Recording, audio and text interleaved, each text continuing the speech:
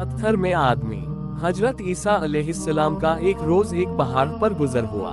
आपने उस पहाड़ पर एक सफेद पत्थर देखा, जिसे आपने गौर से देखा और उसकी खूबसूरती पर ताज्जुब का इजहार फरमाया। खुदा ताला ने फरमाया, ए ईसा, क्या तुम चाहते हो कि मैं उससे भी ज्यादा ताज्जुब अंगेज एक चीज तुम पर जाहिर करूं? ईसा अलैहिस्सलाम ने अर्ज किया, हाँ इलाही, मैं चाहता हूँ। चुनाचे खुदा के हुक्म से वो पत्थर फट पड़ा और उसमें से एक मुबारक शख्स निकला, जिसके हाथ में एक सरसब्ज शाख थी जिसके साथ अंगूर लगे हुए थे।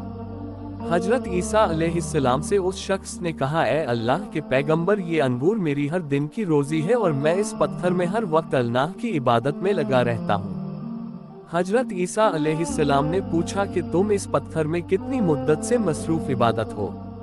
वो बोला कि 400 बरस से। इस पर ईसा अलैहिस्सलाम ने जनाब इलाही में गुजारिश की कि इलाही, ये शख्स तो बड़ा ही खुश नसीब है, मेरे ख्याल में इससे बढ़कर और तो कोई शख्स खुश नसीब और अफजल ना ग्रेटर देन होगा।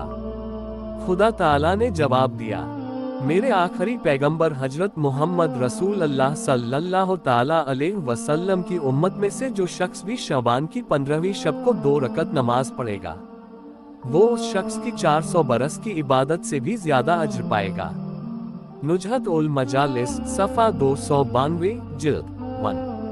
अल्लाह ताला ने शबान शरीफ की 15वीं शब को बड़ी फजीलत दी है और वो लोग बड़े ही खुश नसीब हैं जो इस रात जाग कर अल्लाह की इबादत करके अपने अल्लाह को राजी कर लेते हैं और बहुत से दर्जे पा लेते हैं। और ये भी मालूम हुआ कि अल्लाह ताला बड़ी कुदरतों का मालिक है, वो चाहे तो आदमी को माँ के पेट में भी और पत्थर के अंदर भी जिंदा रख सकता है।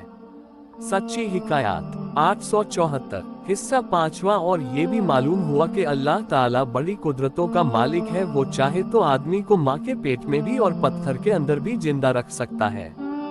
और ये भी मालूम हुआ कि जो खुदा एक आदमी को पत्थर के अंदर 400 बरस जिंदा रख सकता है, वही कादिर व तवाना खुदा अपने पैगंबर हजरत ईसा अलैहिस्सलाम को आसमानों पर बुलाकर सैकड़ों बरस जिंदा रख सकता है। और इन सब बातों का इनकार अल्लाह ताला की वसी कुदरतों का इनकार है, जो मुसलमान का काम नहीं।